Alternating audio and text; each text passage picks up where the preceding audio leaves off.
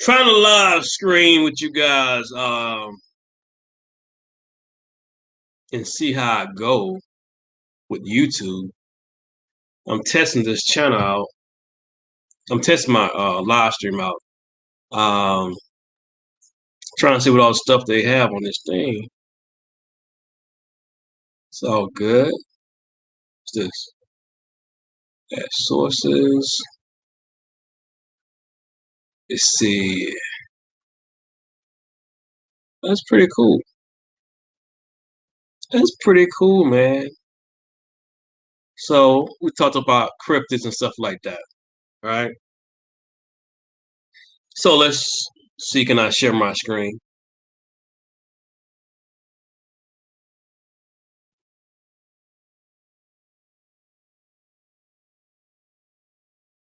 Along with my audio. There you guys go.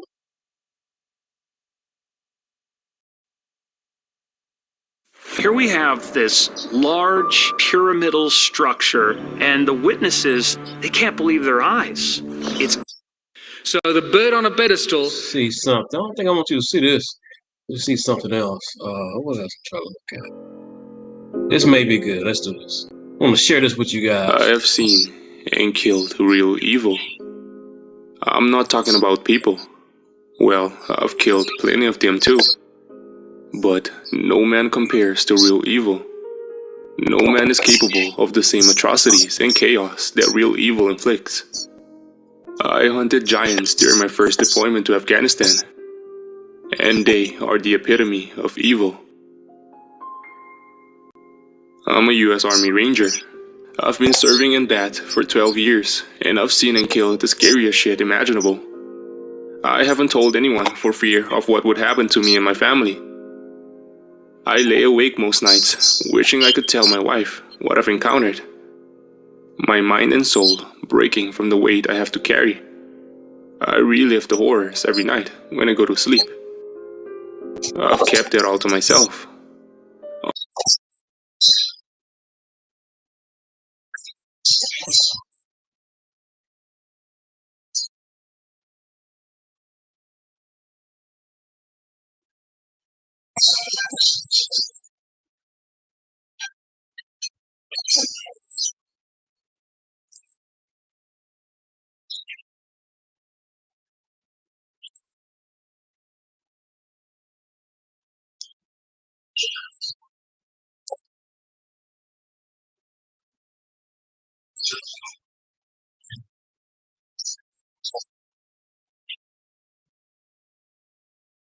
Next few paragraphs. Community. It's important that you have a basic understanding before I get to the crazy shit. I promise you that the stories that follow will be worth the wait. Army Rangers are a Tier 2 Spec Ops unit, along with the Green Berets, SEALs, Marine Force Recon, and MARSOC. Tier 1 consists of CAG, Dev Crew, and numerous groups that I won't speak about. We're often joined by Tier 1 groups from around the world, which are usually the SAS and Joint Task Force too. Tier 2 consists of the top 0.1% of the military. Tier 1 generally only recruits the best from Tier 2.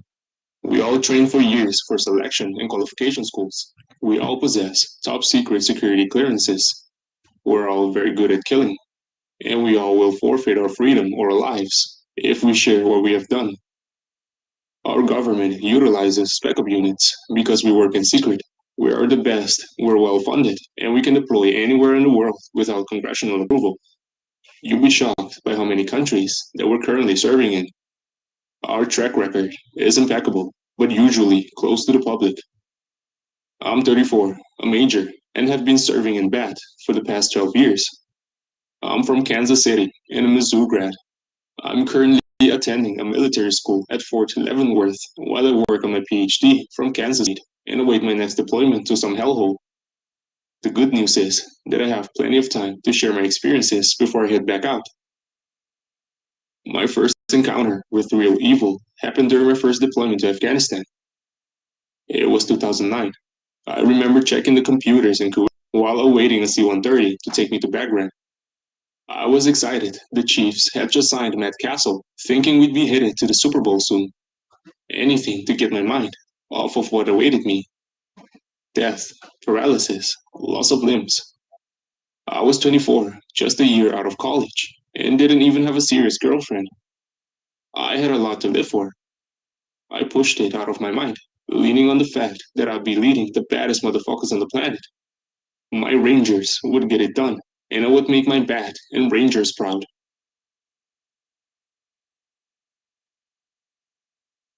I flew into Bagram at 2200 hours with a couple dozen other soldiers, wearing our bulletproof vests and Kevlar helmets. The C-130 was dark, only the dim green lights illuminating the inside. Those around me glowed like an alien green. The pilot gave us a warning to strap in as he began his descent, circling over the airfield and shooting flares to ensure no RPGs could hit us on the way down. Some fobbit whimpered and cried in the corner, while an NCO making contact with me yelled at the soldier to stop being a bitch as he rolled his eyes with a small grin. The ramp lowered, slamming hard on the cement runway with a loud metallic crack. I grabbed my gear and head out into the dark. A huge staff sergeant yelled, "LT, get your shit and follow me." Staff Sergeant Vasquez, 6'5" and built like a brick shithouse, shaved head, looking like the Hispanic version of The Rock. He led me to the hooch in the Spec Ops gated community on base. It was a storage container, which had 3 sleeping quarters divided by plywood. He told me to throw my gear on and head to the Tactical Operations Center. The commander had a mission for me. I stood in the TOC in full gear, M4 hanging from my sling and Glock in a leg holster, looking at the dozens of TV screens and soldiers monitoring radios. The room was full of chatter. Too much chatter. Something big was going on. My commander, Lieutenant Colonel Williams, introduced himself, telling me I was in the big leagues now, shut the fuck up, and do exactly what Captain Stone said. He then ushered me into a side room. I looked around and realized this wasn't going to be a normal mission.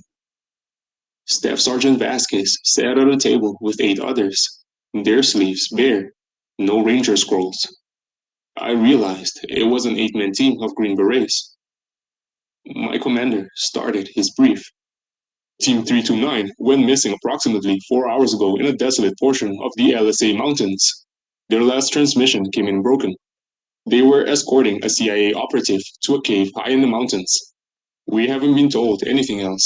We're sending in Team 357 for search and rescue.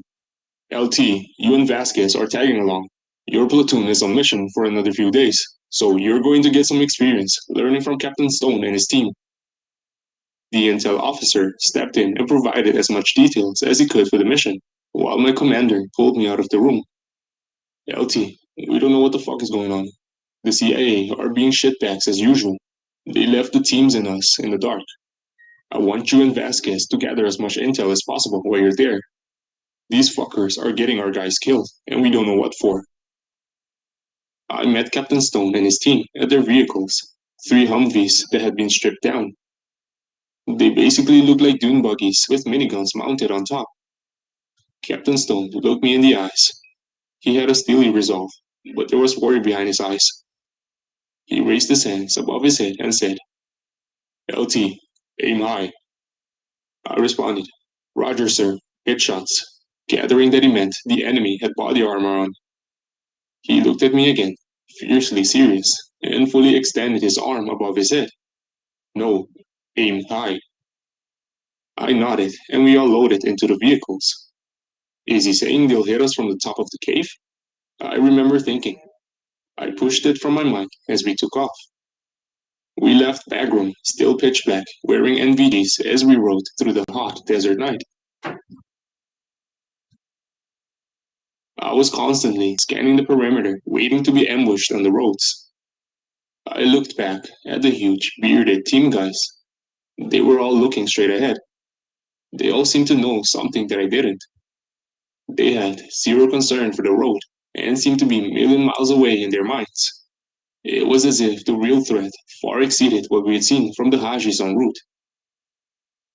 We hit the LSA mountains a couple hours later, pulling into a small combat outpost and dismounting. Ammo, grenades, water, and MVGs. It's all that Captain Stone said. I grabbed my assault pack as one of the team guys tossed me a few grenades and extra mags. We stepped off from the command outpost, moving up the mountain in a wedge formation.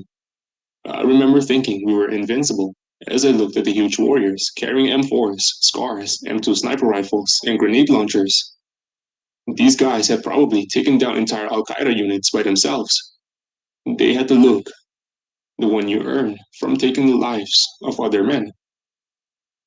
I felt like I was superhuman. Little did I know what awaited us. We came upon the cave just as the sun was cresting the mountain. The sky was blood red as the darkness faded into oblivion. The cave looked like the mouth of a giant serpent. The opening was on the other side of a sheer ledge that stood 10 to 15 feet high. As we approached, Captain Stone said, "Eyes up, keep your distance." As we got within 100 meters of the cave, I saw something shiny on the ground. I signaled for the squad to halt and called Captain Stone over. It was a radio. The mic had been ripped off, and the radio had a massive dent. Dried black blood caked the side of it. Chunks of skin and tissue littered the area. Captain Stone said, "Shit, James," as his face turned to anger. He stood up as one of the team guys pulled out some climbing gear. He fastened it, and we all climbed the ropes as silently as we could. I was last to climb, cresting the ledge and seeing the squad in front, pointing their weapons at the cave opening. As soon as I was up, the squad stood and started to move slowly towards the cave. One of the team guys, took point and took a few steps toward the cave. I was overcome with the worst smell imaginable, like sulfur, shit, and rotten milk. I began to get an intense feeling of despair and hopelessness. It wasn't the adrenaline rush and heightened senses of a normal engagement. It felt evil. Just as put his hand up to motion for us to stop, I heard the deepest, loudest roar emanate from the cave. It sounded like a cross between a man yelling and the roar of a lion, but blended in an impossible manner. Before we knew it, something huge came charging out of the cave and impaled with a massive spear, lifting him 15 feet off of the ground. I looked in amazement at what looked like a huge man. It was absolutely massive, standing 13 to 14 feet tall, its shoulders as wide as I am tall. It had long red hair and a shaggy red beard. It had a loincloth on and leather sacks on its feet. We were all momentarily frozen. There was an absolute sense of pure unbridled evil that emanated from this thing. Finally, Captain Stone yelled, "Hit shots!" We all unleashed a barrage of rounds into its head and face. 9 soldiers, all emptying 2 to 3 magazines worth of ammo into the beast. It dropped who was still skewered on the spear, and began to charge me, the ground shaking with every step. It looked at me with such cruelty and disdain, open mouth revealing 2 rows of giant teeth. I felt like an ant that was about to be stomped on by a child. It yelled something in another language that I didn't understand, its voice splitting my eardrums. As it reached out its massive hand to grab me, it finally fell, riddled with bullets. Its head and face caved in. Captain Stone empties another magazine of 7.62 in the giant's head before going to check on E's body. It took 3 of us to lift the spear, and another 2 to pull E's body off of the spear shaft, which makes a sucking noise as we pull him off. The spear had ripped out his entire chest cavity. His ribs were splintered and sticking straight out, like crooked, jagged teeth. All of his internal organs lay in a pile on the desert floor, the 5 of us covered in his warm, sticky blood. Captain Stone called in the sitrep and requested transport. We all sat down for what seemed like an eternity of silence. Normally, after a mission, we joke around and tell the most inappropriate stories. It's tradition and makes the horror of war feel a little more acceptable. Today was different. Every eye was glazed over. Everyone sat, facing away from the giant. We had seen, felt real evil. This thing was not a man. Being in its presence brought a feeling of hopelessness that I can't begin to describe. It was like all of the joy, hope, and good had been sucked out of the world, replaced by despair and agony. We finally stood up and examined the beast. It had 6 fingers on each hand. Its hands were large enough to wrap around my torso. Its mouth revealed 2 rows of teeth, with each teeth being the length of my finger. The hair on its head and beard was an unnatural shade of red. I wrapped my hands around one of its fingers in an attempt to lift its arm. I couldn't even get its hand off of the ground. The spear, still dripping with blood, weighed as much as the logs we use in training that require 6 men to lift above our heads. We stepped into the cave, seeing hundreds of human bones.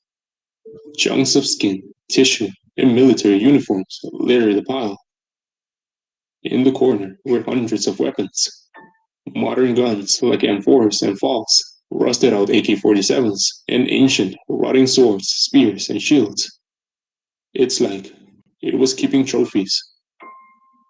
An unmarked Chinook showed up 15 minutes later. A bunch of spooks walked out. One said, "Grab the Nev." "Fucking clowns! Thanks for the intel!" the team sergeant yelled. The agents never made eye contact. They unloaded a forklift and cargo net, wrapping up the beast and loading him into the Chinook. Captain Stone motioned for me to come over. I asked if he was doing his closure report. He said, "No, wait for it." Shortly after, one of the agents walked over and pulled out a piece of paper. It was a pre-filled closure report detailing how we had been ambushed by Al Qaeda. He had been killed before we scared them off. He said, "Sign here." Captain Stone signed and motioned for me to do the same. With a threatening look, the agent said, "You can never speak of this." He turned to walk away, and I asked, "What's a Nev?" He paused momentarily, then walked off. When we returned to Bagram, we did a full debrief. Some spook sat in the corner the entire time to ensure we didn't speak about the giant. After the brief, my commander told me to shower and meet him at the smoke pit in 20 minutes. "Ditch your electronics." Lieutenant Colonel Williams handed me a cigar as I approached the smoke pit. He asked me what I had actually seen on mission, and then explained to me that 6 other teams had encountered these giants. Most were less lucky than we were. He informed me that he was trying to figure out what the hell they were. And he did, eventually. But that's a story for another day. My first engagement with the giant set off a chain of events that brought me to the truth of those evil beings. After the mission was over, I was approached by one of the team guys. He removed his hat to reveal a kippa underneath. "Sir, do you want to know what that thing said to you when it charged?" he asked. I nodded without hesitation. It said, "Son of Yeshua, I will eat your soul." He then looked me in the eye and said, "We've killed dozens of these things. We're figuring out what they are, and it's not good. Head out with us on mission tomorrow, and I'll fill you in." Hold on 1 second. Hold on 1 second. Dozens of these things. We're figuring. He removed his hat to reveal a kippa underneath.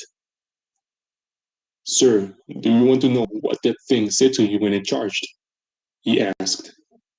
I nodded without hesitation. It said, "Son of Yeshua, I will eat your soul." He then looked me in the eye and said, "We've killed dozens of these things. We're figuring out what they are, and it's not good. Head out with us on mission tomorrow, and I'll fill you in."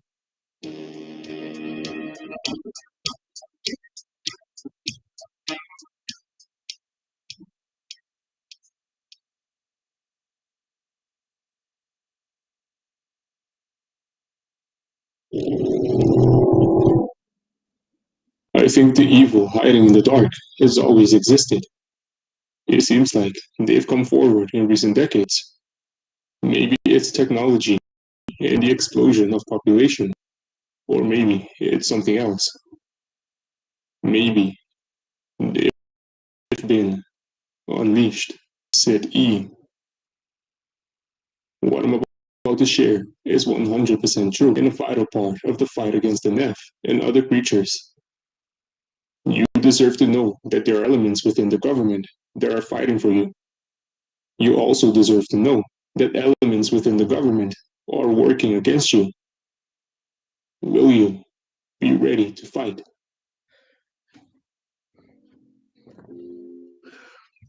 Day 2, Afghanistan, 2009. I dreamt the most vivid and lucid dream the night after we killed the beast. I was dead, standing in some unnatural place. It was pitch black, stretching for an eternity. The only light in this place emanated from my body. I felt like I was floating, like my body did not physically exist. I ran in every direction, screaming for help, never seeing another soul or light. I finally gave up, sitting down, ready to spend eternity in isolation. I suddenly began to sense the same fear and despair that I felt in the presence of the giant we had killed. Please, God, no, I thought. On cue, the giant walked out of the darkness. It looked the same, but its eyes were now yellow, with red pupils. It bent down to look me in the eyes, licking its lips, and giving me a look of disgust. You sent me to this place, you and your filthy god. Now that you're here, I will make you pay for eternity. It said, as its hands was inches from snatching me up. I saw a flash of light dart between us. I shot upward, hearing the beast yell a guttural cry of agony. I was suddenly back in my bed, drenched in sweat, feeling like I had just gone somewhere I should not have been. Vasquez, asleep in the other room, awoke to the sound of freedom being delivered at Mach 2. The shipping container I'm in rattles so hard that my gear falls off the hooks on the wall. Bagram is one of two main US coalition air bases in Afghanistan, so jets and bombers take off at all hours of the night. Son of a bitch, shut the hell up, Staff Sergeant Vasquez yells, as he throws something at the ceiling, leaning over a plywood wall, smiling and stroking my hair. Wake up, young one. I threaten to patch his skull in, knowing full well he can snap me like a twig. He laughs and slowly lowers below the plywood. The sun is barely up, and the temperature is already in the mid. My fire-resistant ACUs make it feel 20 degrees hotter. I squint, keeping my eyes down to avoid the rising sun, while putting my Oakleys on. In the daylight, it becomes apparent that I stick out like a sore thumb. Everyone around me wears whatever they want. Most have baseball caps on and have beards. Some have uniforms on with no identifying patches. Some wear cargo pants and polos. I'm one of the few in ACUs. My bat scroll on my left arm, clean shaven and short hair. Rangers are one of the few spec op units that wear uniforms and abide by shaving and hair length standards. I'm 24 and a second lieutenant. The gold bar on my chest might as well be a bullseye. Being a second lieutenant in BAT is like being a freshman that is captain of the varsity football team. I technically outrank the enlisted soldiers and NCOs, but I lean heavily on them for mentorship. I prepare myself for the daily hazing rituals, knowing I better be ready to laugh at myself. I step into the TOC to check in with Lieutenant Colonel Williams, who is leaning over a soldier, staring at a computer screen that is showing troop movements. Activity in the TOC is much slower today. Most soldiers stand behind screens, dipping or drinking coffee. Some are talking about football. Others look like zombies in need of a break. The place feels different than the night before. I wonder how much they actually know about what happened the previous night. They couldn't know, or they wouldn't be at peace. There's no going back from what I saw. It was weighing on me heavily. Lieutenant Colonel Williams interrupts my thoughts, nodding at me and motioning for me to follow him.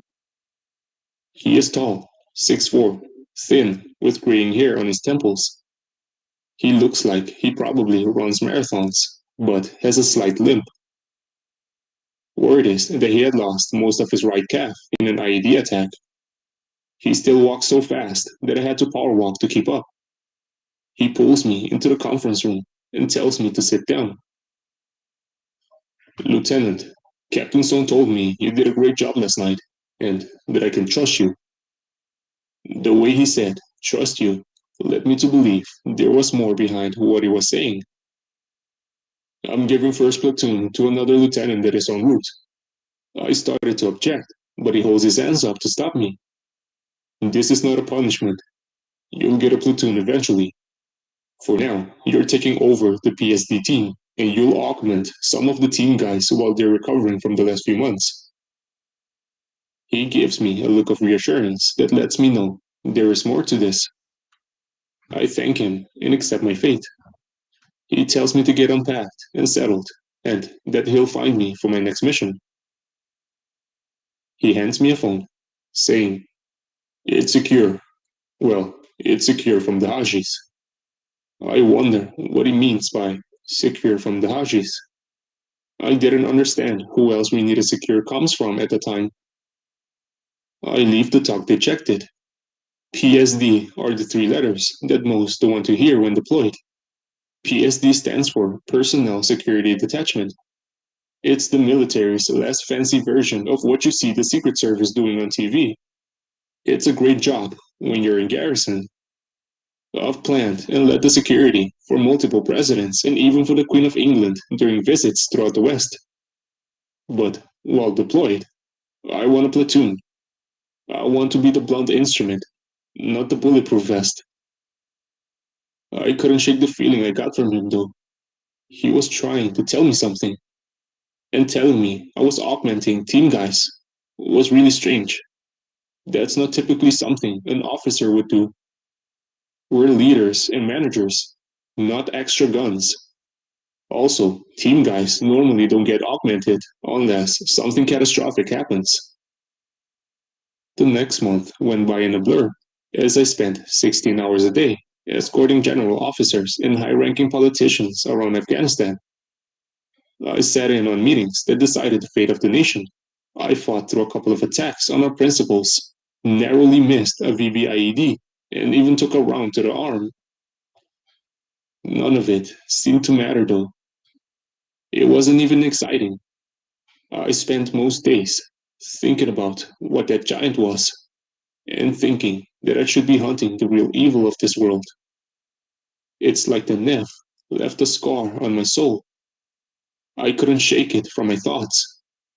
And where the hell was David in 357? He said he would talk to me about the giants they killed. But I haven't seen them since my first night in country. Then, something happened that changed my life. Forever. A few guys walk into my office. Two of the guys look completely out of place. They have khakis and black polos on that say CBTI. Both are a bit plump. They aren't CIA operatives and clearly aren't soldiers. The third is a spook. He has on cargo pants, a black polo, and a black cap. He has the look. Spooks stick out like a sore thumb. The spook shakes my hand and takes his cap and sunglasses off, introducing himself as Jake. He looks like a legitimately good guy. He has bald and gray hair, is about 5'10", and has the friendliest smile you'll ever see. He looks like everyone's favorite uncle. He isn't being distant and isn't talking to me like I'm retarded. a far cry from the CIA asshats that I had interacted with thus far. He looks me in the eye and says, Mike, I'm going to be needing you and Vasquez for the next couple of months to run security for an operation we have going on. It's jarring to hear my first name.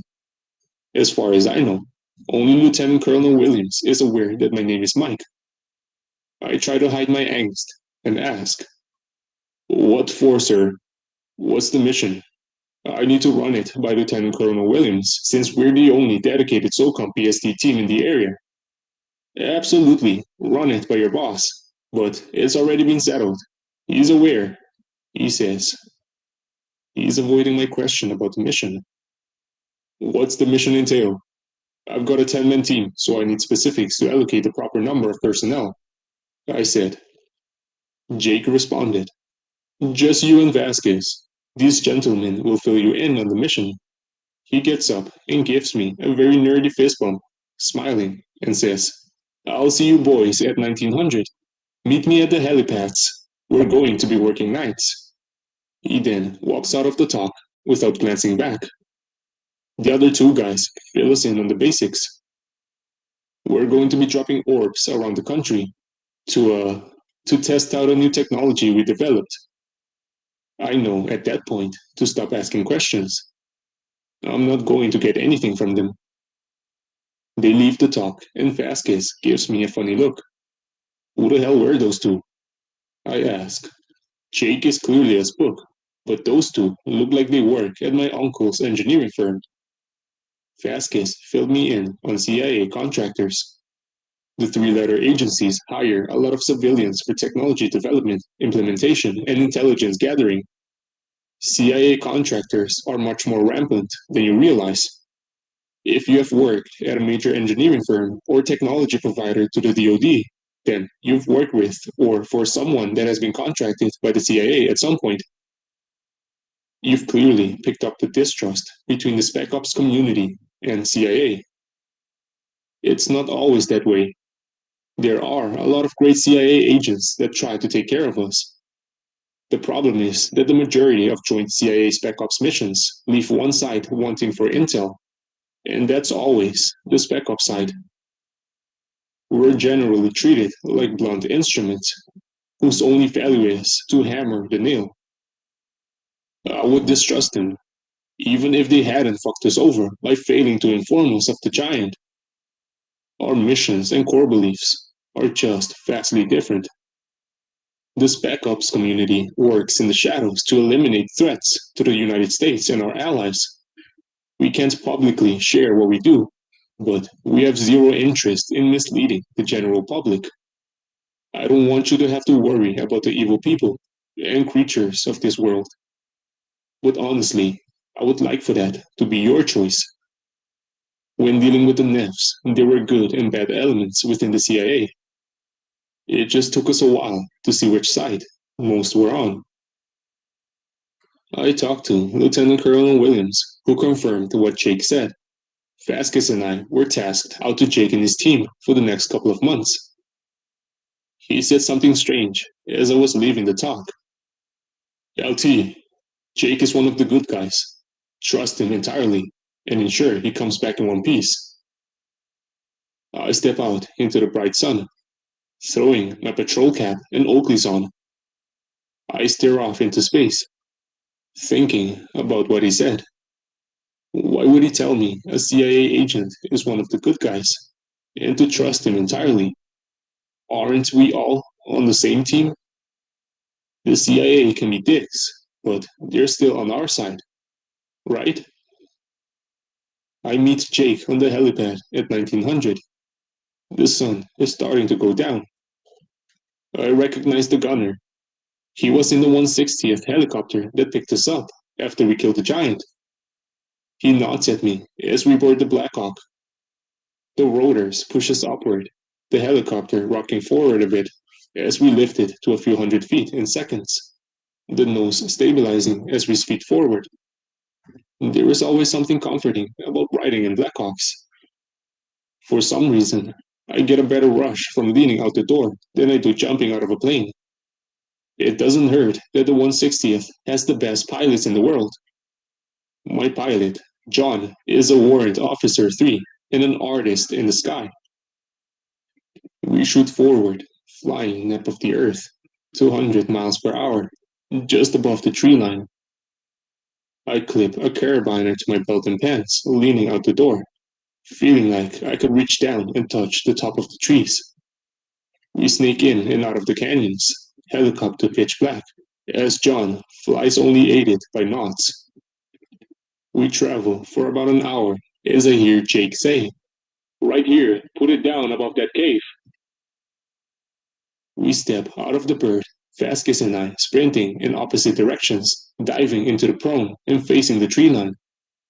One of the engineers pulls a small robot out that looks like the kind you see bomb squads use in the States. Using a remote control, he wheels it down the cave opening. It's carrying a large crate of small orbs that look like they are full of wiring. The robot returns and we all load the Blackhawk, flying up into the brisk mountain air. Periodically, the engineers drop loads of orbs off the side of the Blackhawk. No one speaks the entire trip. They just monitor their computers, which Vasquez and I aren't allowed to view. This happened every night for the next couple of months. For 12 hours, we headed out over the countryside, dropping orbs and sending the robot into caves. I had no idea what the hell was going on. Vasquez and I were frustrated because we were wasting valuable time in country, staring the tops of trees and pulling security for a robot. Most nights, we didn't even return to Bagram. We landed at some desolate FOB, leaving from there the following night. Jake would smoke cigars with me after missions. He would talk about his family back home, or about how he joined the CIA to protect America and reveal the truth. Truth with a capital T, he would say. He had a necklace, a crucifix with rosary beads, that was always wrapped around his wrist. He constantly fidgeted with the crucifix between his fingers. It was like he was always nervous of some unseen force. He would talk to me about my high school, which made me supremely uncomfortable at first, because no one knew where I had gone. It was a private Christian high school in Missouri. He'd talk to me about how I played football and basketball there. We'd have philosophical debates about Christianity, since he was Catholic and I was Protestant. Always respectful and always interesting. I'm not sure when it happened, but he became like an uncle to me. At the end of our conversations, he would always pause and look me in the eye. He wanted to tell me something about the mission, but just couldn't do it. One night, once we were nearly complete with the mission, he came to my lodge late at night. It must have been 0200. The only activity in the COP was soldiers pulling security in the towers and fighting position. He tells me to ditch my electronics and rubs some sort of wand over me like security in an airport. We then walked outside the COP, which makes me highly uncomfortable. We aren't exactly in Missouri. He walks over to a shallow cavern and drops a few of the orbs we had been leaving around the country. I watch as a small green light comes on each one. They suddenly roll forward, spacing out and coming to a rest at opposite ends of the cavern. Sitting on a rock, he pulls out his laptop and motions for me to look. It was the cavern we were sitting in. It was like staring at a 300-degree picture online. The cavern was completely mapped out. He moves the joystick, steering his way around the cavern. I could see in great detail the granite walls and even the small bugs that were flying around, frozen in mid-air. It finally dawns on me as I look at him. Holy shit, we've been mapping the caves of Afghanistan. Yep, it's not perfect. Some of the deeper caverns have dark spots, but it's a start. My team thinks we've covered about 30% of the cave systems. He says, I'm blown away. This is going to be huge. Bin Laden, Al Qaeda, the Taliban. We're going to make some major progress in the war on terror. He looks at me and raises his hand above his head, just like Captain Stone had before battling the giant. Think bigger, he says, grabbing his computer and heading back to camp. The next morning, Jake grabs Vasquez and me, telling us we're going to see a friend. We borrow a vehicle from the Kiwis responsible for the area, driving into a tiny village a couple of hours from the COP. Jake dismounts, motioning for us to follow him into a small home. An elderly Afghan man, long white beard, head wrap on, smiles, saying something in Dari. Jake gives him a hug and responds. We sit down at a table full of traditional Afghan foods. We spend an hour with small talk, Jake translating the entire time. The Afghan elder finally says, You have new friends. You want me to tell them about the beast? Jake nods, looking at me. Asadi is the elder of this village and a dear friend of mine. He led me on the path I'm on. He introduced me to the Giants when I was about your age, he says. Asadi begins his story, Jake translating. My village has always feared the beast. We have always feared the night. We all go inside when the sun sets, even pulling our animals into our homes. He motions toward a goat that is standing outside. The beast has always done what it wanted. No man could stop it. When I was a young man, I thought the elders were just trying to scare us. I had never seen the beast. So, two of my friends and I went to explore the countryside at night. It felt very freeing to no longer fear the stories of my elders. We explored for hours, enjoying the cool air of the night. The grass was wet with dew as we ran up and down the hills near our village. His facial expression changes to sadness. We are at the top of one of the forbidden hills when we were overcome with a terrible smell. We were all frozen in fear. We feel it in here. He points at his chest. Suddenly, a very large man, like two of us, grabs one of my friends. My friend screams in pain and fear, the beast crushing him, his bones loudly popping. The creature then bites down on my friend, ripping his body in half. He chews the top half, loud cracking with every bite. He swallows and drops his legs on the ground. The beast looks at me, speaking in a language I do not understand. The only word I recognize is my name. It then grabs my other friend, smashing him flat on the ground, blood pooling underneath. The giant stands over me and yells like a lion. It then grabs what's left of my friends and walks off, chewing on one of their legs as it goes. The elder is crying at this point. He says, I waited every night for the beast to come back for me. Some years we heard nothing of it. Some years entire families disappeared from their homes. We always felt the ground shaking and heard the roar like a lion.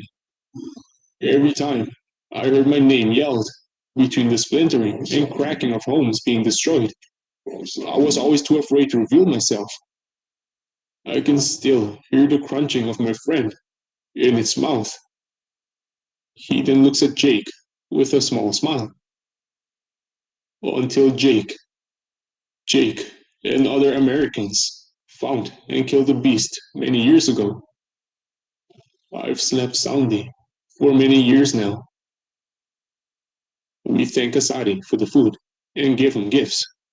Jake gives him a hug and says the Pashto word for friend as we leave. We head back to the COP, not saying a word. All I could think of was the giant's yellow eyes. My heart pounding with rage for the innocent people of Asadi's village. The next morning, Jake informs me that we're done mapping for now. He puts his arm around me and walks me around the corner of the sleeping quarters. Mike, I've enjoyed our talks. I informed Lieutenant Colonel Williams that you and Vasquez did an awesome job, and that I trust you entirely. He reaches out and slides something in the breast pocket of my ACUs, saying, "Go see Lieutenant Colonel Williams," before closing the Velcro. "John will take you to him. Lieutenant Colonel Williams has a new mission for you. Welcome to M."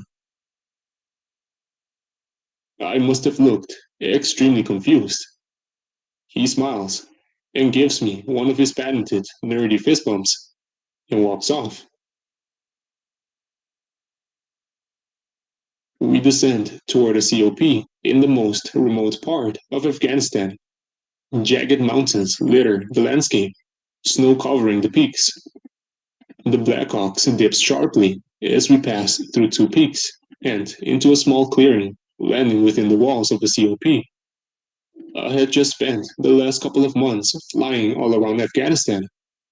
I never saw this COP or these peaks. I had no idea where we were. It was placed in the most counterintuitive fashion possible. It was at the base of a hidden pass, sheer cliffs all around. There were only a few pilots I knew that would risk landing in a place like that. And we were low on the ground. An enemy ambush would leave us defenseless. The rotor slowly winds down as we step out of the chopper. David is there to meet me. He has a huge smile on his face, which is weird for team guys. His patrol cap off, only his kippa covering his head. "Welcome to FOB Exodus," he says, nodding at the helicopter and door gunner. He grabs my bag from me and ushers Staff Sergeant Vasquez and I toward the talk, which looks like every other shitty talk in a desolate outpost. Maps and TV screens littering the walls, soldiers sitting at tables, monitoring radios. The odd part is that two huge team guys stand in the back of the talk, each at the low, ready with weapons. "All good, guys," David says. They push the shelf to the side. It makes a loud, grinding noise as it begrudgingly slides across the floor. Where the shelf used to be is the staircase. "I hope you're ready to be tortured," David says, with a smile. He motions for us to follow, leading us to a door at the bottom of the stairs. He knocks 3 times and waits for a voice to call him in. I follow him into a large conference room with a huge table in the middle. Lieutenant Colonel Williams stands in front of a TV screen, conducting some sort of intel brief. A dozen guys sit at the table. I recognize Captain Jones, a few team guys, and a CIA agent from backroom. There were a few SAS officers, 2 Brits and an Aussie, a Canadian GTF-2 NCO, and an Afghan commando. On the end sat an Israeli commando, who I would later learn served in CRA. The wall has TV screens, dry erase boards, and corkboards. All are littered with pictures of creatures. Most look like the giant we killed, labeled Nephilim or Rephaim. Other terrifying creatures litter the wall.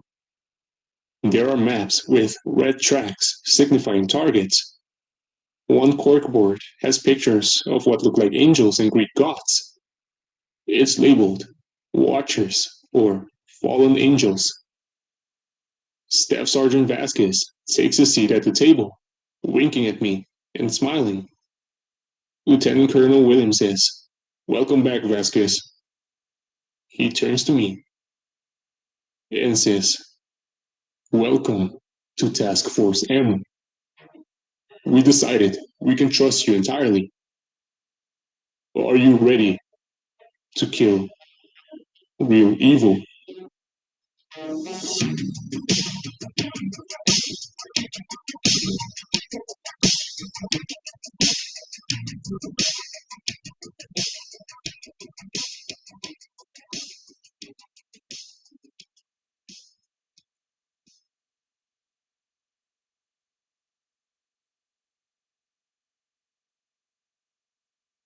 was pulled out of class today, which is highly unusual, since the general officers don't even interrupt coursework. Some guy in a suit talked to me and said he wanted to meet me face to face.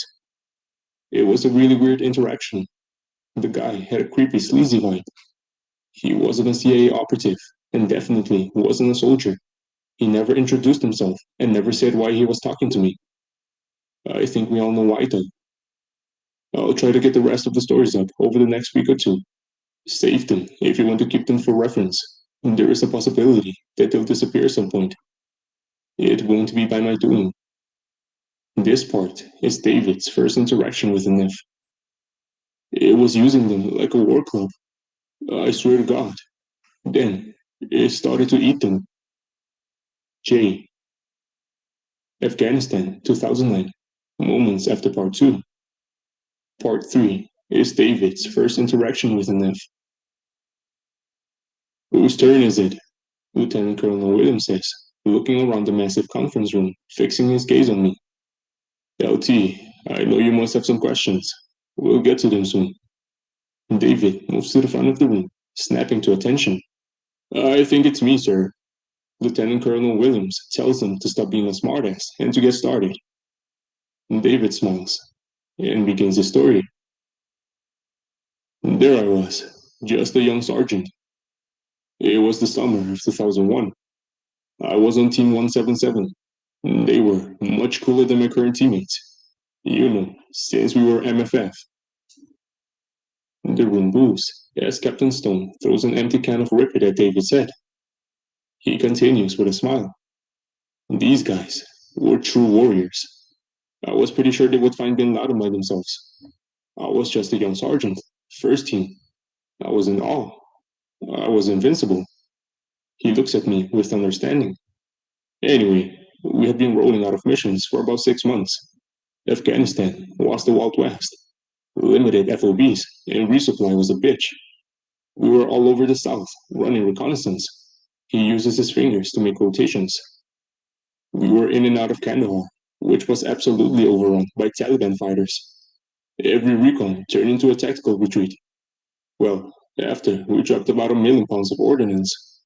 It was like shooting fish in a barrel, until the Hajis moved into the caves. We killed a lot of evil sons of bitches. The weird part was, it took them months to move into the caves. It was like they were afraid to go underground, even with predators and B-Force bombing them back to the Stone Age. They just stayed out in the open. Afghans aren't stupid. They come from a long lineage of fighters. They've been fighting for 2,000 years. They stopped Alexander the Great in his tracks. The Soviet Union got sick of fighting these fuckers. But it was like they lost all tactical bearing. It took them months to move everyone underground, and we didn't understand why. One day, we received a mission to reconnoiter a cave system east of Kandahar. We were told that some Taliban high-value target was operating a cell in a system of caverns. Air support was unable to penetrate far enough underground to flush them out. We step off from a COP, traveling only at night. Iran hadn't snuck many NVGs to the terrorist cells at that time, so we were able to move unimpeded. We followed the Arghandab River for a few days, setting up a patrol base a few clicks from the cave, sending 2 3-man teams out to establish LPOPs, monitoring the movement in and out of the cave. One of the LPOP teams comes back one night, sprinting into the patrol base, muttering, "Rangers," the running password. David looks at me and says, "Don't get any ideas. It wasn't you, Slackjaws. It was the baseball team," he said with a grin. He pauses to collect his thoughts, and starts again, looking back at the room. So, the 3-man team runs into the patrol base. They look like they've just seen a ghost. Jay, one of the Bravos, says, It was fucking eating them." He is breathing heavily and panicked. "What are you talking about? Calm down," I ask. Jay takes a few deep breaths and throws some dip in his bottom lip, then starts again. For 48 hours, we watched Hajis, armed with AKs and RPGs, go in and out of the cave. There must have been 50 total. A few hours ago, the cave suddenly sounds like it's the 4th of fucking July. We see the Hajis sprinting out of the cave, screaming, stumbling over each other, scared to death, man. Suddenly, there is a loud roar. I swear to God, I felt the ground shake as the thing moved. He paused to spit. This thing, it comes out of the cave, and it's just annihilating the Hajis. It must have been 3 times their size. It's ripping through them like butter. It sideswipes a group of them with its arm, knocking them against the wall. It grabs a Haji in each hand. It squeezes. Their bodies explode, hits popping from the force. I swear, I could hear their bones break from a position 200 meters away. It grabs one of the fighters, their RPG shooting straight up, snaking off into the distance. It uses the man as a fucking war club. I swear to God, it smashes the fighter's body against a half a dozen men before biting him in half and swallowing. The 10 Hajis that were left sprinted out of the cave and into the forest. I'm pretty sure they're still running. Captain Holmes, the team captain, looks Jay in the eyes, waiting for him to say it was all a joke. Nothing. Jay stares back at us, eyes completely glazed over. The other 2 witnesses nod in unison to confirm Jay's story. Captain Holmes stands up, walking away with his radio, speaking to Hire, who inform us to maintain our current position and wait for direction. A couple hours later, Captain Holmes informs us that we're heading to the cave. We're to kill anyone and anything in there. Jay, completely out of character, yells at the captain. Are you fucking serious? It took down 50 men like it was killing ants. Captain Holmes nods understandingly, only saying, we leave in 20. David pauses, like he's catching something in his throat, and starts again. We leave our trucks at the patrol base, camouflaging them the best we can. Then, head out into the darkness. We walk, using our knots, because it's fucking pitch black on the mountain. A green haze replaces the darkness. The trees and fallen logs look like shadows. The entire movement, all I can think about, is becoming food for some unknown beast. NVGs and the lack of sleep makes me hallucinate the entire trip. Everyone in the room nods, because we've all been there. Every fucking tree looks like a huge creature. Every branch looks like an arm reaching for me. We walk down the mountain, Jay leading us to the other LPOP team's position. We find nothing but blood, weapons, and casings. I take point and step into the mouth of the cave, which must be 30 feet tall. We flip our knots up on their mounts and turn on our surefire flashlights, since there wasn't enough ambient light in the cave for the NVGs to be effective. This cave is absolutely massive. We're in a full wedge formation, spreading out 60 meters total, and still have room on either side. We step over the arms, legs, and torsos of dead Hajis as we move. I can hear the slush of pooled blood under my feet. Bones crunch as we step, heel to toe. We see tables and communication gear all within a couple hundred meters of the cave opening. The Hajis were afraid to go deeper. Yet, our dumbasses were doing just that. We continue walking for at least an hour before the smell overcomes it. It smells like corpses and shit. He looks at us as we nod in unison. He has tears in his eyes and starts again. You'll never forget the first time you feel that fear. It comes over you like a tidal wave, moving from head to toe until your body stops working. I instantly know something is wrong. I try to tell the team to halt, but nothing comes out of my mouth. We instinctively pull in tighter and face outward, our flashlights darting back and forth against the pitch black walls. I see the ridges of these ancient caves and giant stalagmites. Suddenly, what I think is a wall begins to move. My flashlight catches this enormous beast. It looks like a man, but it's at least 15 feet tall. Its head and hands looks disproportionate to its body. Absolutely massive. It slowly turns its head at me. peeking around the cavern wall, its eyes glowing unnaturally from my flashlight. Smiling, it speaks in ancient Hebrew, with the most menacing look on its face. Israelite, I hate his chosen. The evil is nothing you can see on a human, no matter how terrible they are. It bends down and flicks me. I swear to God, it flicks me like a human would flick a bug. The blow knocks me backward and against the wall, the creature laughing so loud that the cavern shakes. The team opens up on the beast. He pauses, as I can hear the regret in David's voice. We are totally unprepared. The entire team shoots center mass. I mean, that's what we are taught our entire lives. It does absolutely nothing. The creature grabs Captain Holmes and throws him against the wall, killing him instantly. It bites down on Jay's neck, snapping his head off in its mouth. Jay's headless body slumps to the floor. Blood pours down its lips, smiling while it chews. It looks at me and says, "Having fun yet, Jew? Where's your god man?" One by one, the team falls. I'm the last one standing, having expended all of my ammo. I fall to my knees and begin to pray. The ground shake as it slowly walked toward me, chewing on one of my teammates' arms. The beast is taking its time. It's taunting me. The thing takes me up around the torso, breaking 3 of my ribs and bringing me to eye level.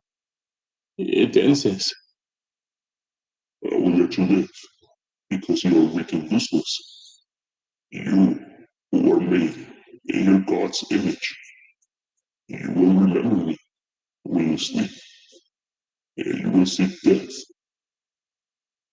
It then tosses me to the floor, knocking the wind out of me. The beast gathers what's left of my team and walks deeper into the cavern. I scream for it to kill me. It just laughs maniacally and disappears into the dark. I spent the next 6 hours walking back to the patrol base. I was finally picked up by the medevac chopper. You know the rest. CIA agents are on board and don't let my story see the light of day. They threatened me with prison time and death. All I wanted was to get onto another team to avenge my brothers. Now I'm here, 5 years later, with you assholes. And I did avenge my team. We avenged my team. For that, I thank you. I'm going to have a smoke now.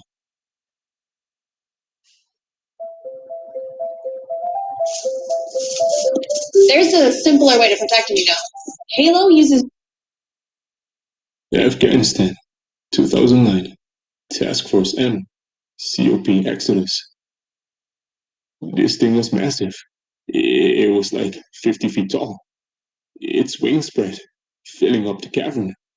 Its voice shook the ground. My Marines went crazy and started killing each other. Hey, the conference room I sat in had 37 chairs, each with a different nameplate. I didn't recognize the names. They sounded like ancient Hebrew. Welcome to Task Force M. We research and kill the enemies of mankind. Those things that hide in the shadows that campfire stories were created about. Lieutenant Colonel Williams said. From now on, you'll be referred to as Benaniah. Never use real names when referring to task force members. We don't know who to trust. The last man to hold your seat died in the most terrible manner. But he did so while saving his brothers. His memory and contributions to the safety of humanity will not be forgotten. The dozen operators seated pounded the table 3 times in unison. Lieutenant Colonel Williams told David to give him the tour of FOB Exodus as he went back to briefing the rest of the team. David hit my shoulder, smiling in excitement as he took me out of the conference room. There are 4 wings connected to the conference room within COP Exodus. Each represents an evil that our task force has encountered. Each is used to research and teach about those entities. The end state is to figure out how to kill them effectively and figure out what their plans are for humanity. Generally, 2 TFN members are responsible for each wing. Wing 1 is all about the big guys. That giant that you helped take down was one of them. We believe they're Nephilim or refined. Keep in mind that everything we learn is theory. We base it on first-hand accounts, scripture, and other ancient texts and legends all seem to contain stories of the giants. It's hard to prove these things are what we believe, because they're not exactly easy to have a conversation with. He said with a chuckle. Ira, the Israeli commando, and I are in charge of this wing, mainly because we can both read and understand ancient Hebrew and translate early scripture and texts. I was the one that saved you from that abomination. It was not a dream. Your soul was in Sheol for a brief time, before I lifted you from that purgatory. Sorry for the extended delay in posting part 5. I've been to hell and back. I was pulled out of military class 5 months ago by the same man that visited me before. He clearly has some clout, because no instructors in school even questioned his motives. I can't explain how difficult it is to walk into a building full of US military captains and majors and just walk out of the front door with one of them. He must work within the government and must have some serious connections. I knew what was happening, but also knew that he was looking for information about Task Force M. I knew that I would be admitting guilt if I fought him. So, I went along. The experience was not a fun one. January to June 2019. I'm John Smith. I just have a few questions for you. The man said with a devilish grin as he led me out of the classroom. Okay, I'm an open book. What would you like to know, sir? I said, ensuring my voice didn't waver and that I didn't show any outward evidence of my heightened awareness of danger. My sixth sense was now trickling up my neck, hairs standing on end, and chills cascading through my body. This guy radiated evil. He looked at me with his sleazy smile and $5,000 suit and said, all will be understood in good time. I could see the evil behind his eyes. This man was a predator, a wolf in sheep's clothing. I knew from the moment we made eye contact that I was either going to end up in a body bag, or that I would have to convince this scum that I was on his side. I waved at the security guards as we left the building. The nice thing about getting shot at for a living is that you learn how to keep your composure in dangerous situations. I wasn't about to show this man any fear or weakness. He walked me to a large black van, which was parked near the front entrance to the building. 4 guys jumped out and ushered me into the backseat. They were his security team, but they looked more like goons than soldiers. All 4 were very large men and had matching tattoos on the left side of their necks. It appeared to be a triangle or pyramid.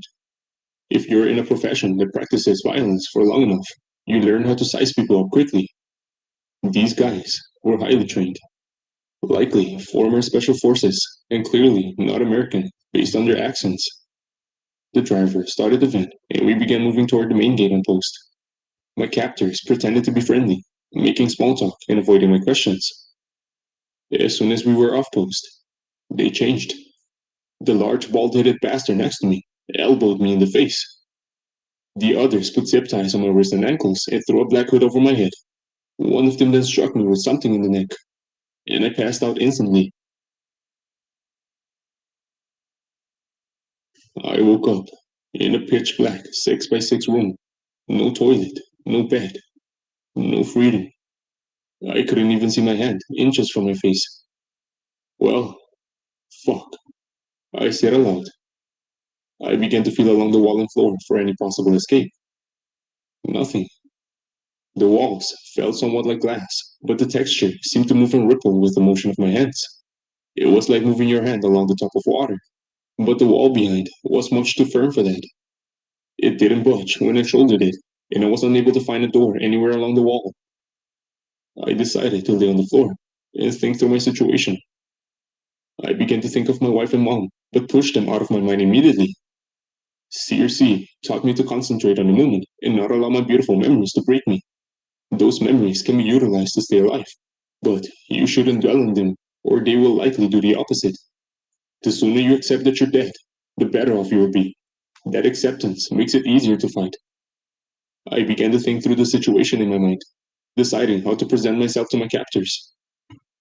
I knew this was likely about Task Force M, and knew that my captors were not fans. Do I carry myself in my usual manner, confident, strong-willed, and dangerous? The advantage to this is, if they know anything about me, which they likely do, they'll be confident that I'm not hiding my true self. Or do I pretend to be a pushover and passive, making them feel superior and making them doubt my capability to serve on TFM? I decided to blend the two, displaying my true personality, but dumbing down my knowledge and intelligence. Lieutenant Colonel Williams once told me, a blunt object is much less dangerous than a well-informed warrior.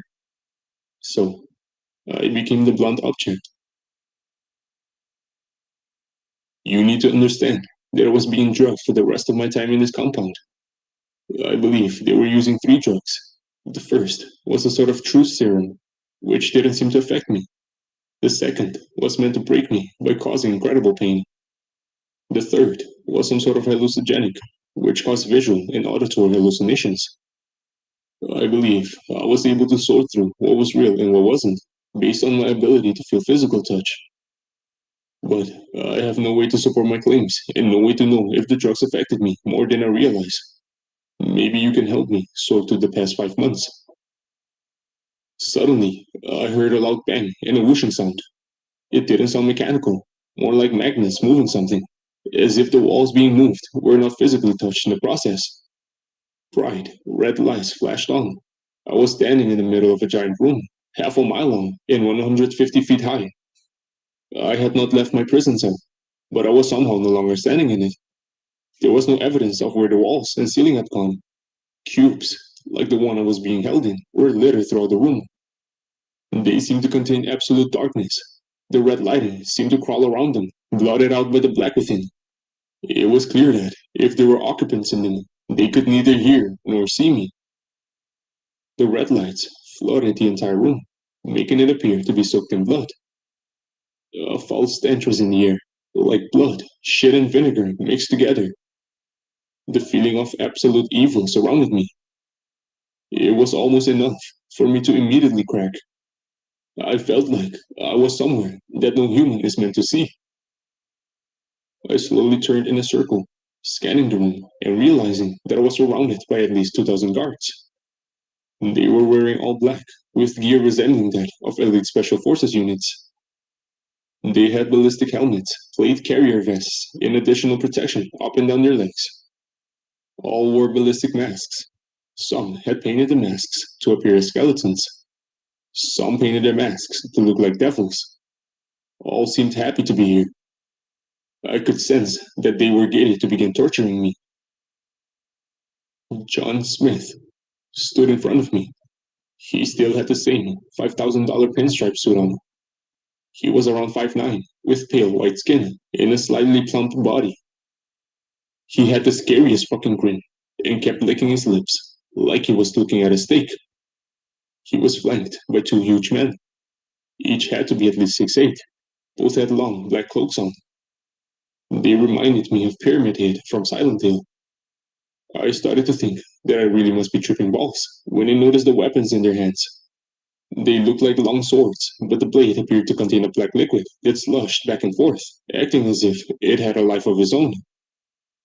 A plume of black smoke was emanating from the weapons, seemingly dancing toward their leader. Fear. They're putting on a show to break me, I thought to myself. I rattled off my name, rank, serial number, and birthday. That's what all soldiers are trying to say when interrogated. Cut the shit, Mike, John said. I'll make this easy on you if you tell us what you know. Where is Task Force N? He was clearly enjoying this. He remained motionless, but his eyes had an air of delight to them. I'll do you one better. Why is Task Force N? I responded, smiling like I was clever. Apparently, he wasn't fond of my Drax references, because pain suddenly electrified my body, dropping me to the floor. I was hit with the most intense pain imaginable. It felt like my skin was melting, and my blood would boil through my pores. My head felt like it was going to pop, and my internal organs felt as if they were being slowly ripped apart. I heard a hum, then a click, and the pain stopped. I rose from my knees, glancing down to ensure my body was still intact. I went back to attention and stared John in the eye, pretending that I wasn't impressed by the torture. Remember, you're a big dumb ape, I thought to myself. What do you want? I said, playing dumb. Where am I? People are waiting for me. Kidnapping a U.S. Army major is probably not a great idea. You're in hell. He interrupted. My hell. I'm the king of this place, and I'm protected by my demons. His security team all yelled in unison as I was dropped by the intense fiery pain again. You're going to tell us what you know, or you'll never get out of here. I'm not afraid of death, but I also don't have anything to hide, I said, bracing for the next blast of pain.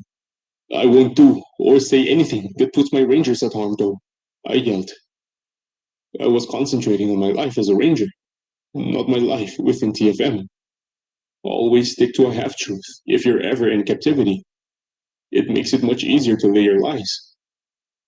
I don't care about your rangers, and you will tell me everything you know about TFM, he said calmly.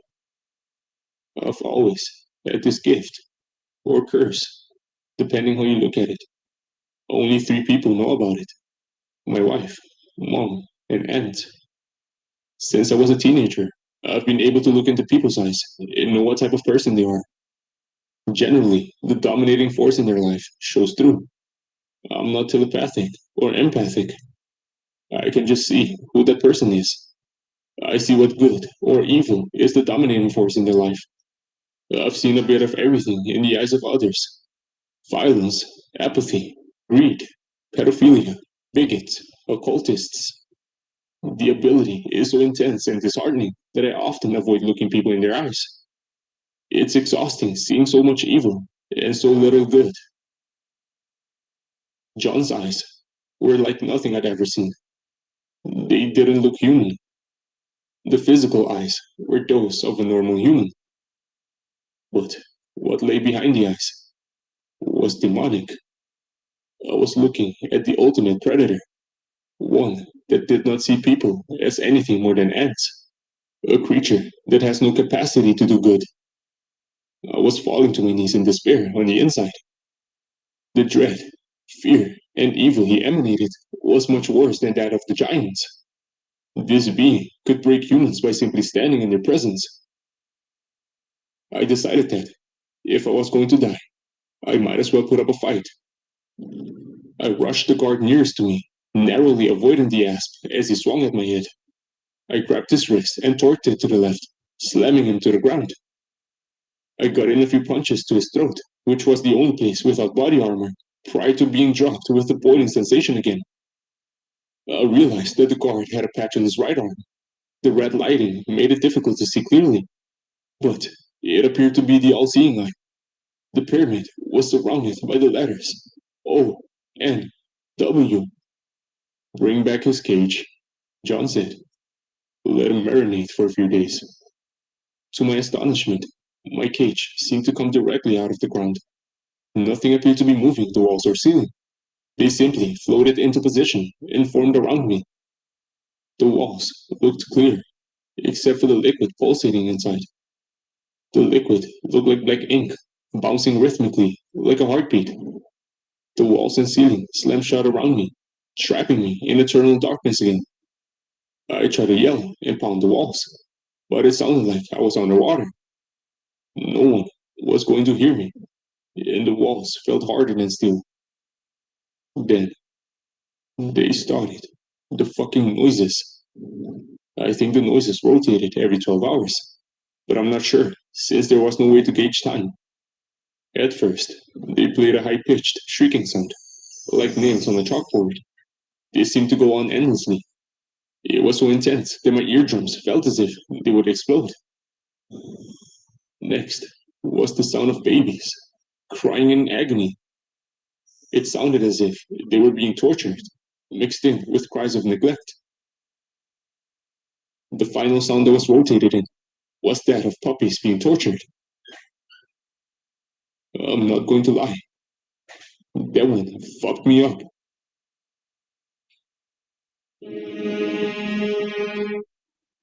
Does standing by your marketing strategy often feel like walking the plank? All right, guys, hold on. Is guesswork unbalancing your marketing? I lay on the ground and tried to put my fingers in my ears, but the sounds were too deafening. So I tried to create a pattern of the noises in my mind. Instead of hearing puppies crying, I would try to come up with rhythms and think of the syllables in the sounds. That seemed to give me a microscopic bit of peace. Then, the crazy shit started to happen. The music suddenly cut out, and my prison cell became illuminated. The light grew so powerful that I had to cover my eyes with my forearm. A massive figure was suddenly standing before me. It was as if the ceiling to my cell was suddenly pushed higher to accommodate this giant humanoid figure. I stood up, my head barely eclipsing this thing's torso. He must have been 10 to 12 feet tall, wearing a white robe with a silver breastplate and silver armor along his shins and arms. His armor was adorned with gold symbols that seemed to pulsate with each breath. He had a massive sword that was sheathed by his side. He looked Persian, with curly black hair, a large, well-groomed beard, and olive skin. He was ripped, but wasn't as bulky as the giants I had fought. It looked like he was built for speed and power. Essentially, he looked like the ideal soldier. Light seemed to radiate from his body, which was essentially right above his head. White wings were furled behind his back. He shook them gently, as a bird does after fight. Still in fight mode, I looked into his bright blue eyes, as I gained the courage to say, "It isn't going to be pretty, but I'll make you work for my death." The being chuckled a bit. In his booming voice said, "You'll have no fight from me, Ranger. In fact, we have fought side by side in many battles." I looked at him with a puzzled expression. "Do you not remember me?" he said. "I was the one that saved you from that abomination. It was not a dream. Your soul was in Sheol for a brief time, before I lifted you from that purgatory. The dream I had, after killing my first giant, rushed back to me." I tried to crack a smile, and said, "Thanks for that. That giant seemed a bit pissed at me." He boomed the loudest, most affectionate laugh that I've ever heard, and said, "My name is Yura, and I've been with you since before you were born. I protected you while you grew, and fought by your side, even when you couldn't see me. Your fight is not over, in this world, or the next, as long as you hold firm to your faith." I began to ask what he meant by this world, or the next, but he stopped me. He took a knee, resting his hand on my shoulder. The weight of his hand caused me to lean to that side. He looked me in the eye with an expression of mourning. "You will one day, as a brother, lead me in battle. But I can't take you out of here. The Ion desires that you experience your time here, for it will provide you the strength you need in future fights. He is always with you, as am I. Do not bend to the captor's will. Many souls depend on you." I glanced to Yurzon, where I noticed a long gash. The meat was pulled apart, and blood was slowly trickling down his waist. When I looked back at him, he was gone. The room quickly turned pitch black. Alarms suddenly sounded as the walls to my cell folded into the ground, and I was spilled back into the large room, illuminated by the red lights once again. To my horror, John, my captain, rushed into the room. He did not seem to be moving like a human though. It was as if he was floating at the speed of sound, a plume of black smoke that traveled half a mile in an instant. His body suddenly formed in front of me. "Where is he?" he screamed. Whereas who? I responded. That's enemy of the order, Yura, he said, nearly choking when he pronounced the name. I suddenly noticed that John had a large gash on his chest, and that his face was bloodied and bruised. The bodies of his guards littered the room. It was a massacre. There must have been 2 dozen bodies scattered on the floor and in the rafters. Some were missing heads. Some appeared to be cut in half. Others were missing multiple limbs. All were clearly dead. There were pools of blood everywhere. The sight was almost mesmerizing, since the color of blood matched perfectly with the flood of the red lights. Whoa, someone really fucked you clowns up, didn't they? I said, while I laughed at him. Big mistake. He picked me up above his head, clenching my throat with one hand. He was shaking violently and seemed to be trying to snap my neck. I could feel my life slipping away. But he couldn't kill me. It was as if some invisible force was stopping him from closing his hand completely. He threw me down hard, and the cell suddenly formed back around me. Over the next few months, I gathered as much intel as I could while being tortured. The guards kept referring to something called the Order. I heard accents from every part of the world. I was starved and drugged repeatedly. They would sit me in a chair every couple of hours, inject me with the drug, and then proceeded to torture me. The drug somehow enabled them to hijack my mind and make me feel death over and over again. I couldn't feel their actions with my physical body, but my nerves responded to what my brain was registering. So the pain felt real, just different than physical touch. In the simulator, they would chop me up, piece by piece, only for my body to reform again. They'd make me feel as if I was dropped in the ocean, taunted, and then eaten by great white sharks. They'd light me on fire, and I would feel my body melt, and would hallucinate my skin and muscle falling from the bone. They'd take me to the top of a building, thousands of feet tall, and push me off the side. It'd take minutes for me to hit the ground. I secretly preferred this one.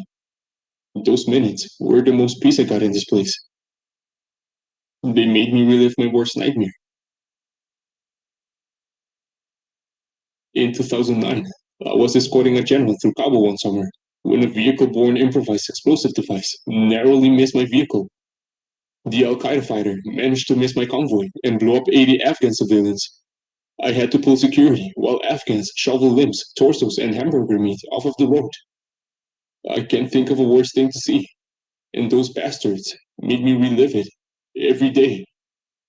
The worst by far was when they would simulate the giants that I killed. They would taunt me and break my body slowly. I'd then have to watch them eat my body before I would awaken, and it would start over again. I don't know why they let me go. They seemed to be on a timeline, and I heard the goons saying that there's no way I knew everything. He didn't break. No one could have withstood that. John ordered his men to strap me in a chair and told them to wipe my memory and implant a chip. If he knows anything, he'll lead us to them. Only one guard remained. He started to turn the machine on, then leaned forward, inches from my face. He pulled his balaclava up slightly, revealing what looked like an ash cross underneath. The kind Catholics put on for Lent. Whispering, he said, I'm sorry, but you must remember everything. I trust you entirely. He then injected me with something, and then turned on the machine. I woke in front of my home, in uniform, and 40 pounds lighter. Apparently, they told my wife and instructors that I'd been pulled for a special mission. My wife immediately knew something was wrong though. She embraced me tightly for what felt like hours and told me, if you're ever ready to talk, I'll listen. I gave her an understanding look, which told her to never ask about what happened. That night, I woke to Lieutenant Colonel Williams standing at the foot of my bed. He said, well done, Ranger. I'm so proud of you. I've got a mission for you to relay to TFM and the warriors of the world. We're going to be fighting side by side soon. He put his hand on my forehead, and I could suddenly see arms converging towards somewhere in the Middle East. It looked like the entire world was getting ready to fight over one small piece of land. Lieutenant Colonel Williams pointed up, and that's when I saw armies fighting above. On one side, there were hundreds of thousands of angels with swords and shields or bows and arrows. All were glowing as brightly as Europe. It appeared as if humans were mixed within their ranks. Most appeared to be in the lead of elements of angels. They too were armed with golden swords or bows. They all marched in step, yelling something in a language I did not understand. The rhythm and language was the most beautiful thing I've ever heard. I heard a horn on the other side of the battlefield and saw a force of millions marching toward the angelic warriors. The enemy seemed to be led by angels. These angels looked much different though. They had black wings, and their armor was all black, green swords unsheathed. They were leading giants, grotesque beasts, and humans. They sounded a horn that elicited a great fear in me. They shouted obscenities that no human could imagine. The ground began to shake under my feet as the sky turned to darkness and the moon turned red. Lieutenant Colonel Williams touched my head again, and I was back in my bed. Get them all ready. The fight is coming soon. All must choose a side. The true warriors of God will not end their fight in your world, he said. He smiled and suddenly disappeared. That was Lieutenant Colonel Williams. But he's dead, isn't he? My wife, lying beside me in bed, said. Yes, I held him during his final breaths and watched his body burn, I replied. I guess it's time that I tell you what I've truly been doing for the past 12 years. We're going to have to warn the world and pray that the true warriors come forward. It appears that his world and ours will both be at war soon.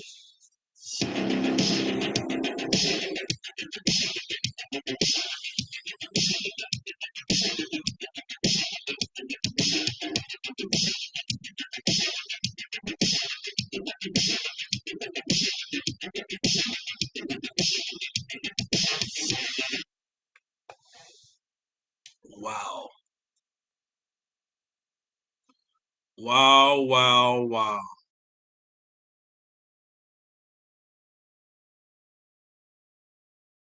I know this is a long video, but I don't know if this story true or not, but if it is, I had visions of me and something happened to me. I turned to a giant, 12, 15 feet, and fighting. As I turned to a giant, the heavens opened up and I had angels, giant angels join who look human, but they were giant. 15, 50, 100 feet tall. That's what I'm thinking about what he said. I had visions like that. I got killed by some humans down here, causing my skin. And as I died, I went into a building bleeding. And they came after, they tried to come towards the building. But before they got within 20 feet of the building, I grew in my head and my body bust. The building opened.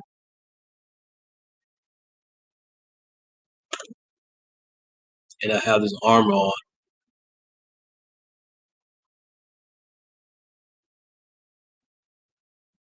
And I was fighting with angels 15 to 100 feet tall.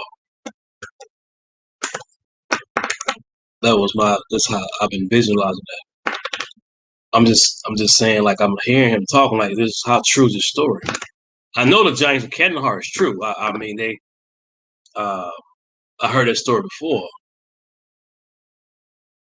But to hear this guy say this right here, what type of vision?